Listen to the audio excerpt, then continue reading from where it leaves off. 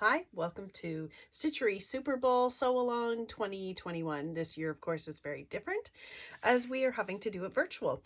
Because this video will be available in YouTube, there will be specifics that protect copyright that we will not reveal. You need to look at your pattern and follow along. We want to ensure the pattern designer is protected against anyone who would take advantage. So thanks for these particular things.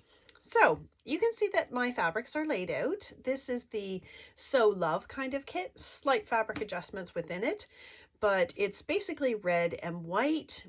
When you are reading your pattern now, you can see that they recommend certain fabrics to go in certain places. And I don't necessarily follow that because with some practice I've learned where I can manipulate. But this particular pattern designer is awesome because she gives excellent tips on how to easily select fabrics using 5 1-yard or 1 meter pieces. Great tips. Okay, so the fabrics here are fabric 1, fabric 2, fabric 3, fabric 4, fabric 5.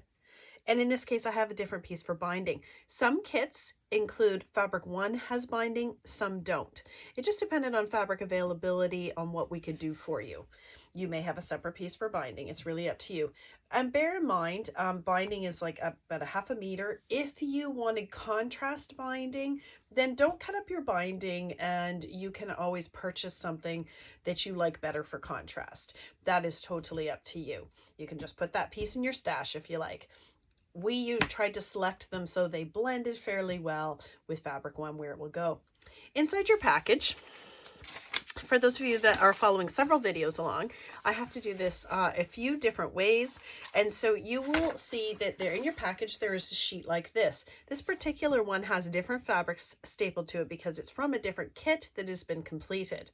So you can see here, it's been labeled with fabric 1, little square has been cut out and they've been placed on here. This is a great sheet to have, so that later you can follow along and make sure that you know which fabric is which. It's pretty easy to get mixed up. It won't be the end of the world, but if you want it to look the way the pattern should, these are great tips to keep you organized and know what's what. So, also there's some stickers on here. I love to use Avery Staples stickers. Post-it notes are also excellent. I'm a big labeler. What we're going to do is we're going to be doing ruler cutting. These are some basic tips to get you going. This is not a beginner class. These are basic tips to get you running along. Amy Ellis has an excellent video that shows you how to square up the edge of fabric and safety tips that go along. We probably have a link to that available for you. So I'm going to take my other fabrics, I'm going to stack them up. You can see that I'm leaving the labels on them, and I'm just going to place them over here. Sorry, we're going to take fabric 1, we're going to set aside. I love to start in order, but we're not going to start with fabric 1 because if you look at your pattern and cutting, you'll see the easiest way to start is cutting with fabric 5, which is called the light fabric. Also in your package, you will find there's a sheet that specifically refers to, see if I can find it here, probably not quick enough. Anyway, it refers to what fabric 5 means in the pattern. So it's a bit of a conversion chart so you know which is which, because she refers to them in specific terms, light, dark, blah, blah, blah. So I'm going to take fabric 5 sticker. I'm just going to place it over here because I'm going to use it later. One tip, it's a very good idea. If you've had your kit, see how it's nice and wrinkly there? It's great. You've had your kit folded up, and if you are not a pre-washer, I don't tend to be a pre-washer with good quality quilt fabric. Some people like to pre-wash. This is totally a personal preference. No right or wrong there at all. I'm going to take my fabric and I'm going to give it a quick press to get rid of some of those nasty wrinkles. Now, why am I doing that? Experience has taught me, I like to learn things the hard way. Experience has taught me that if I don't get rid of those creases, then what happens later is I don't necessarily get straight cuts. I have some problems with the cuts in my fabrics. Those wavy little creases can cause me a lot of grief later. So what we're going to do here, and here I am back, is we're first going to square up this edge. I'm going to be using a standard 6 by 24 inch Olfa ruler.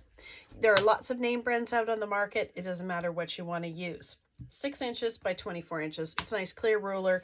These particular rulers have anti-slip on them. They're nice and easy to use.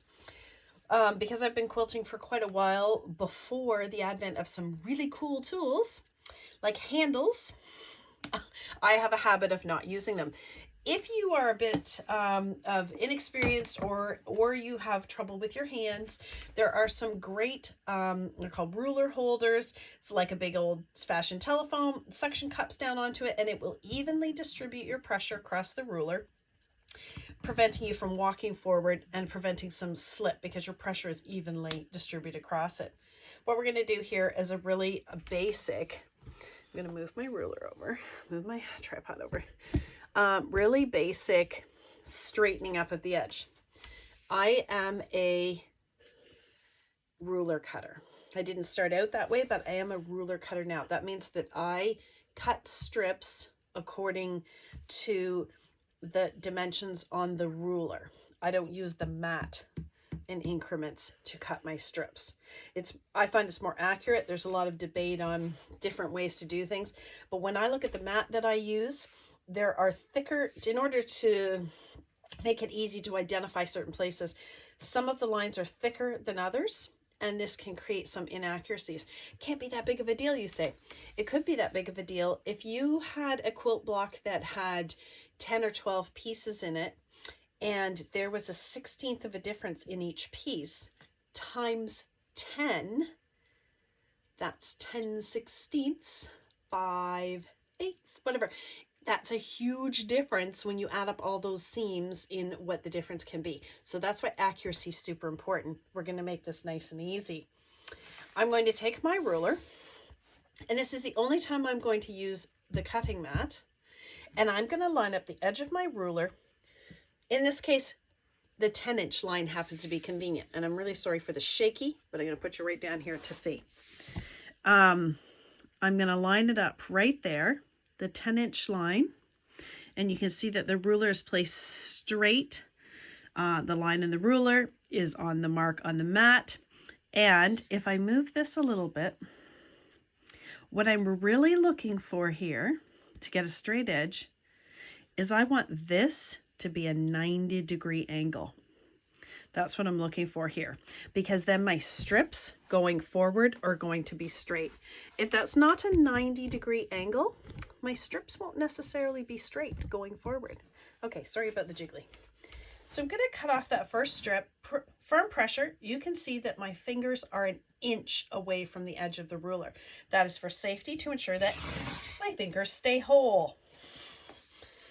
I like to place the ruler back over top of the fabrics, so just in case things didn't cut all the way through, I have a chance to re-square it up if I need to. If you're a newer quilter, or you have issues with your hands and pressure, and I am starting to have some significant problems with my hands and pressure, it is totally worth using more blades frequently, changing your blades. Buy them when they're on sale. Buy whatever you need. If you're not going to use a blade to death, please don't use Amazon. Support your local quilt shop.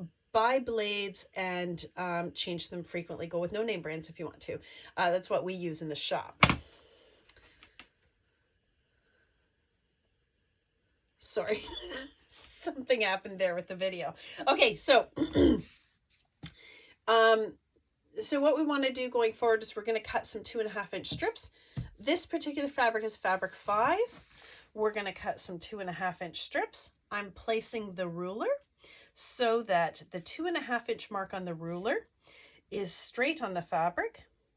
I'm also placing one of the markings that is horizontally across the bottom edge of the fabric. Let's see if I can place that so you can see it. Here, and placing, if I move it up, you can see it even better. If I use that 23-inch mark, just because that's where my ruler is, because I want this to be a 90-degree corner for a straight strip going forward. So if I place that there, I have a nice straight strip that I'm going to get. Cut my strip. Good.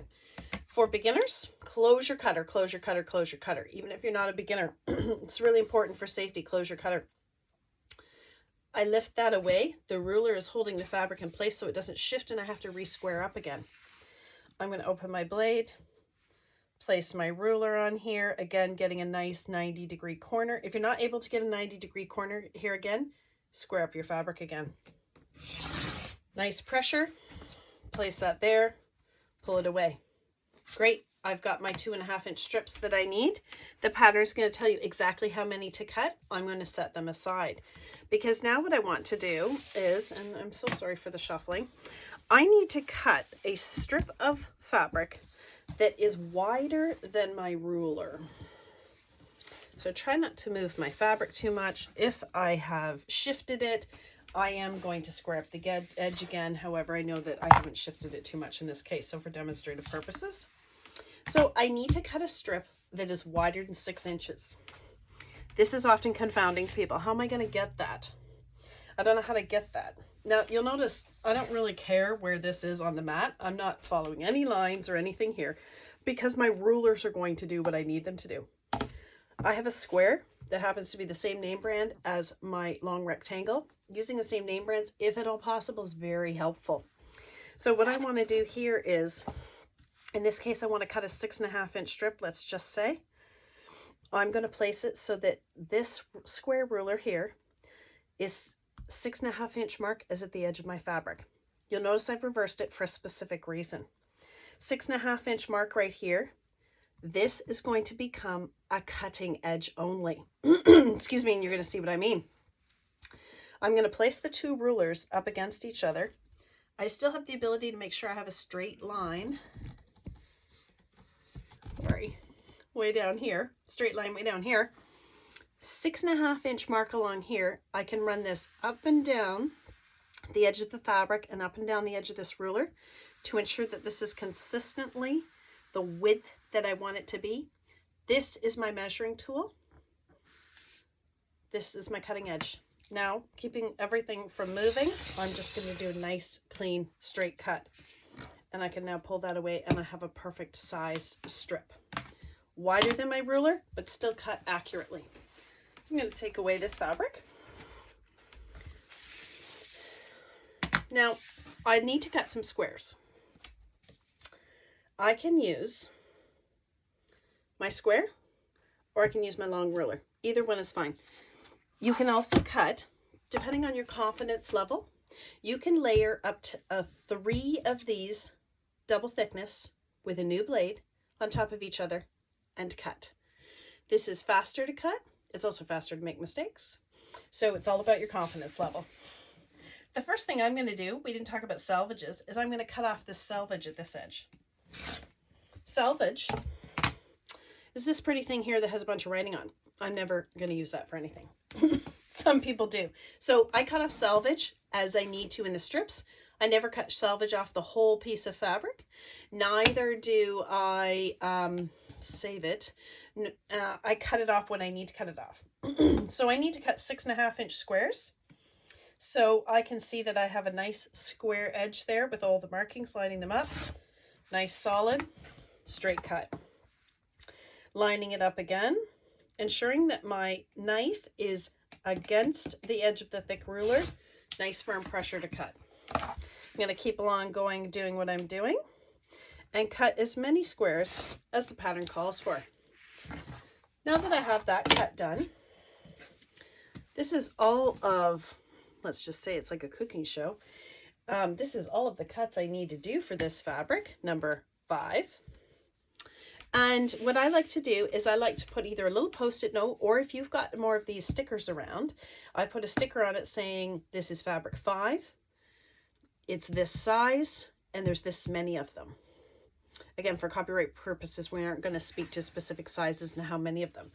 These are my strips, fabric 5, so many of them. I cut all of a particular fabric at a time. I complete all of my cuts. I label it, I set it aside, and I bring out my next fabric and I go ahead and cut. For some people, if they're confident, they may layer multiple fabrics on top of each other, but you have to watch out because you won't always have the same amount of cuts in every single fabric. So in this case, for speed, I do cut one fabric at a time, but I complete all of the cuts I need for that fabric to be completed. We will be doing another little video on stripology, and that's an easy and fast way that you can do cutting. It can reduce your cutting up to 40%. So cutting time up to 40%. So I hope this is helpful. You're going to cut all of your fabrics, label them, set them aside, ensure that you have labeled your fabric sheet so you know which is which later. Labeling can really help reduce confusion. I hope this is helpful, and I'll see you soon on the next video. Happy Super Bowl.